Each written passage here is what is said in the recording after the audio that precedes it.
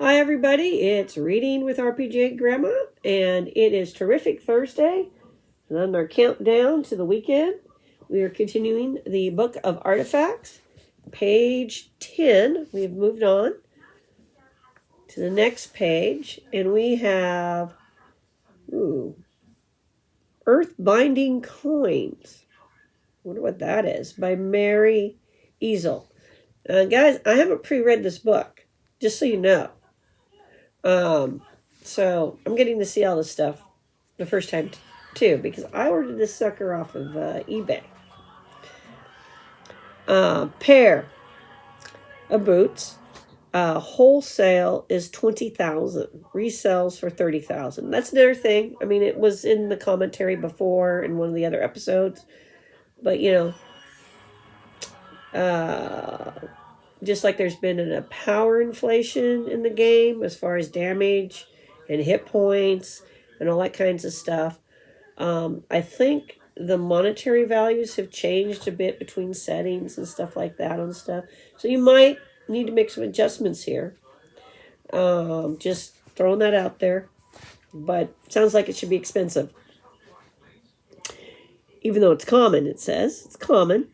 Brass coin inscribed, "O soul, come back to things ye love." Or you love. If one coin is laid on each eye of the body dead less than 1 day, they will cause the spirit to remain as an earthbound. He appears as a foggy image of his former living self.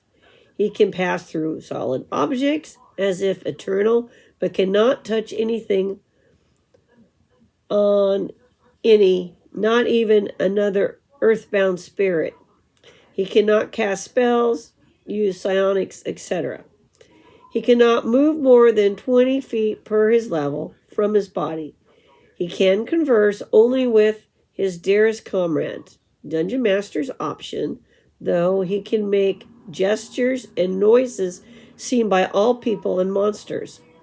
He has his normal personality, senses, and movement, and can act as a scout or advisor.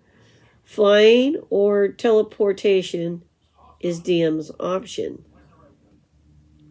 Coins do not halt decomposition of the body. If they are removed or if the skeleton is destroyed, the spirit will proceed to its normal fate. Use of the coins does not affect resurrection, survival, or reincarnation, but after any such attempt, the spirit can no longer remain earthbound. Maximum time the spirit may remain earthbound is Dungeon Master's option. He cannot earn experience or any new skills during this time. Well, that's kind of cool. I can see how that could be useful. Interesting. Very interesting. Well, that's an interesting thing to add to the game. I really think that's kind of cool. Okay.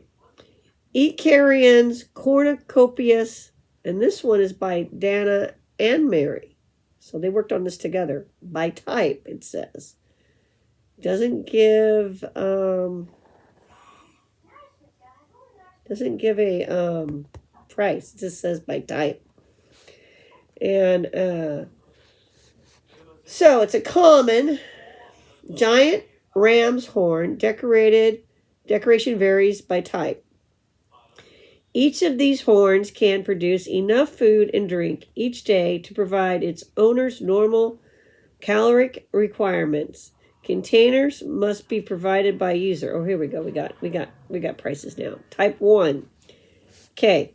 Wholesale. It's $70,000. Resell is $80,000. Each is decorated with pictures of all sorts of fruit and game, and each provides any type of food and drink requested. Type 2, $20,000, retails $30,000. Each is decorated with pictures of only one single plant or animal, and that is the only type of food it will ever provide. After 2d4 days of this food alone, the user must roll Constitution or suffer vitamin deficiency. -1, all attributes, or develop random insanity will until properly fed. Okay. Type 3, cost to the wholesale, 2,000, resells for 3,000.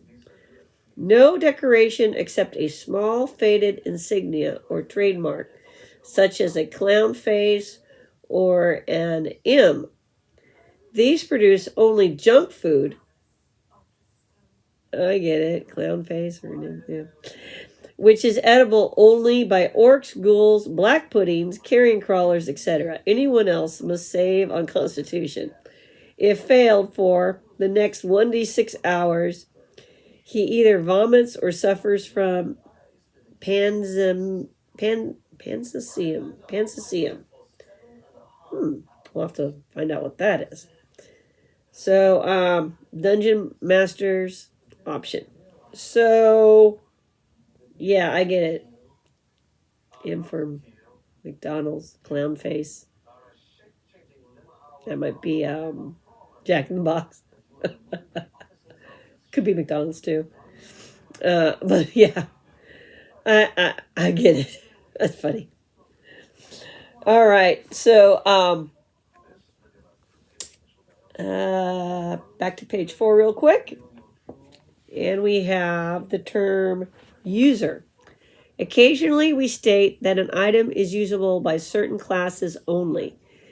Where we state no limitation, the item should be treated as any other object of the same type in the DM's world, i.e., it is subject to whatever limitations he normally uses on class alignment, etc. Charges, frequency of use. Unless stated, this varies according to each DM's magic system. DM should treat as similar items made in his world. Well, that's pretty reasonable, yeah, and practical. Okay, jackass percentage. Now, this was one of those rules I mentioned, and I was giggling about. On this book of artifacts, and on all other books bound by the dragon tree, lies the following enchantment. If any player shall delay the game by quoting with disruptions, cloplogic, against the DM, for each word that he quotes, 'tis 5% cumulative that he be struck dumb and his character termed jackass for 10 minutes by some nearby American clock. And while he be dumb and jackass, he cannot speak but to state the actions of the jackass. And no powers can he use but bite, kick, and kick he can do a well. Level, hit to kill, and AC stays same. 3 attacks each, 1d6 per his level, or 1 attack by kicking both heels backwards for 1d12 per his level.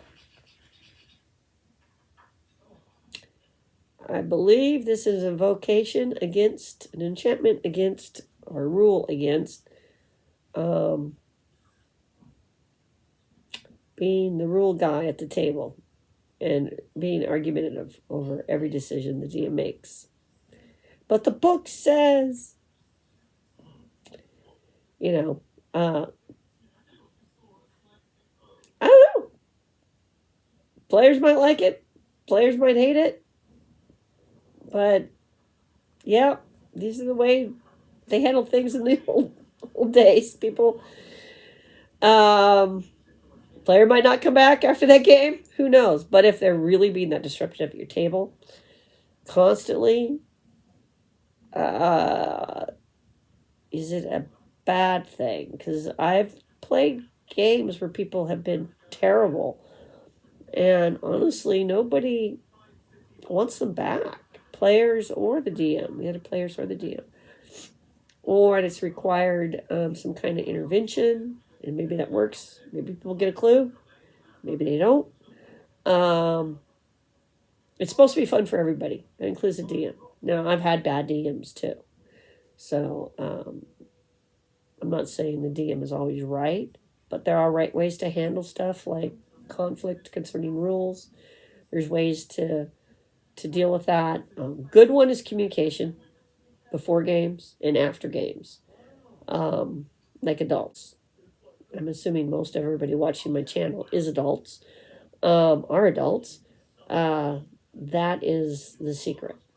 It's also saying things like we're gonna run an experiment, and the rule tweak tonight is this. Is everybody cool with that? If everybody's cool with that, it's fine. The first 5e game I ran,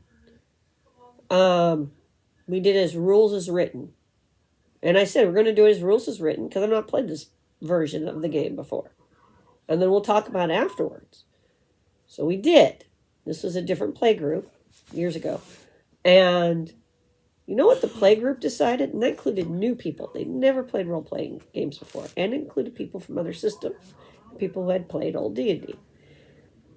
Everybody wanted the game to be more challenging. They wanted the chance of dying.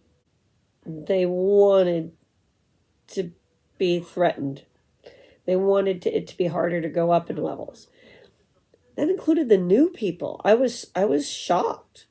And I'm okay with people living. I mean, I don't feel good about total party kills, trust me.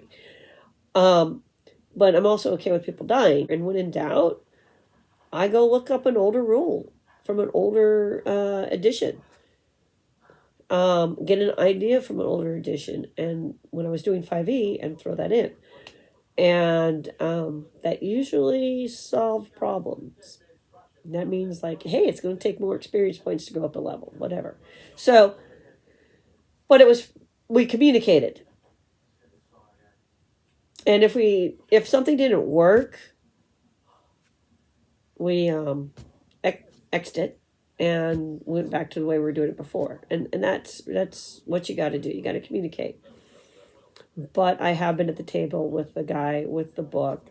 But the Dungeon Master's Guide says, but the Player Handbook Guide, says, in my, and it's miserable. So I kind of like that rule. Probably would cause the person to storm out, but I kind of like it. Anyway, everybody have a wonderful day. Keep rolling your dice. Keep rocking your role playing. Subscribe, like, tell a friend, make a comment, and have a great, great day. Bye.